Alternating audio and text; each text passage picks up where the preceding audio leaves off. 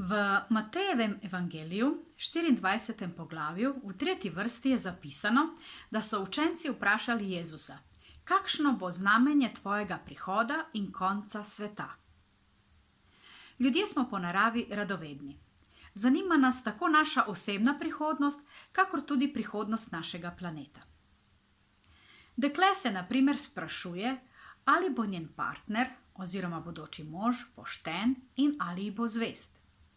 Študente zanima, če bodo uspešno končali študij in kdaj. Starši imajo drugačne skrbi. Okoljevarstvenike zelo skrbi prihodnost našega planeta, ampak ne samo njih. Ni življenjskega področja, na katerem nas ne bi zanimalo, kakšna bo naša prihodnost.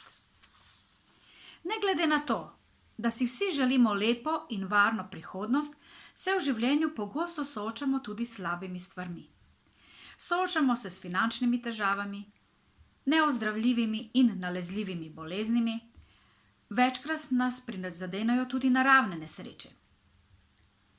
Tudi ko pogledamo svoje življenje v preteklosti, ne glede na to, koliko smo stari, ugotavljamo, da smo doživeli nekaj slabih stvari. Nekateri več, drugi manj. Dvomim, da bi se kdo lahko pohvalil, da se mu do sedaj v življenju ni zgodilo prav nič slabega. Sprašujem pa se, ali bi in v čem naše življenje bilo drugačno, če bi točno vedeli, kdaj in kaj se nam bo v prihodnosti zgodilo kaj slabega. Za nekatere stvari bi zagotovo mislili, da jih ne bomo preživeli, in vendar, ko pogledamo nazaj, ugotavljamo, da smo jih. Poleg tega, da smo ljudje radovedni, smo večkrat tudi nepotrpežljivi.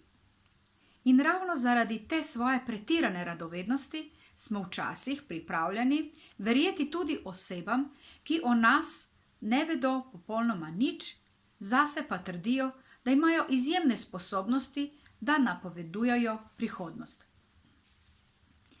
Sprašujem se, kako jim to lahko uspe, če včasih tudi vremenarjem ne uspe napovedati vremena.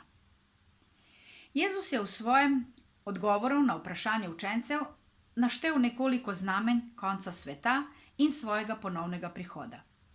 Vojne, lakote, potresi, dramatični naravni pojavi. Toda nobeno od teh nima naloge potešiti naše radovednosti, niti nam povedati, kdaj bo točno konec. Njegov čas je znan le Bogu. Njihova naloga je povedati nam, da Bog svojega dela še ni končal in spomniti nas, da se bo to zgodilo ob Jezusovem drugem prihodu. Zgodovina ni nesmiselna, naključna ali večna.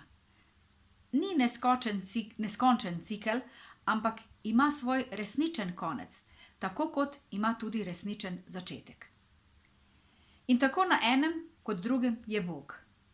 Obljuba o Jezusovi vrnitvi usmerja na zmagoslavje dobrega nad zlom, na zmagoslavje Božjega namena nad človeškim in kozmičnim uporom. Hkrati pa pomeni tudi začetek obnove ali nova nebesa in novo zemljo, v katerih biva pravičnost. V Izaiji 46. poglavju od 9. do 10. vrstice je zapisano: spominjajte se prejšnjih reči iz davnine, kajti jaz sem Bog in drugega ni. Bog in ni ga kakor jaz. Od začetka oznanjam konec, od davnine to, kar se še ni zgodilo. Pravim, moj sklep obvelja. Nihče ne pozna prihodnosti razen samega Boga. Nihče. Ljudje lahko ugibajo, špekulirajo, predvidevajo, a prihodnosti ne poznajo. Zato zaupajmo le Bogu in medtem, ko čakamo na izpolnitev obljube o Jezusovem drugem prihodu, živimo odgovorno in pošteno ter modro in koristno izrabljajmo svoj čas.